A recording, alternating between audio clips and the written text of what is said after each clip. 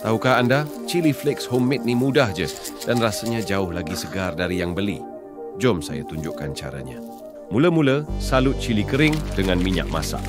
Gaul rata supaya semua bahagian kena minyak. Kemudian, panaskan dalam kuali atas api kecil selama lebih kurang 9 minit sambil kacau supaya semua bahagian garing sekata. Lepas tu, jemur bawah cahaya matahari selama 3 sampai 4 jam. Tutup dengan kain lut sinar supaya cahaya matahari boleh tembus tapi tetap terlindung dari habuk dan serangga. Bila dah cukup kering, cili akan rasa rangup. Biarkan sejuk 2 hingga 3 jam. Akhir sekali, kisar sampai hancur dan siaplah chili flakes homemade anda. Masukkan ke dalam bekas, biarkan terbuka 2 hingga 3 jam untuk haba dan lembapan keluar. Kemudian tutup rapat.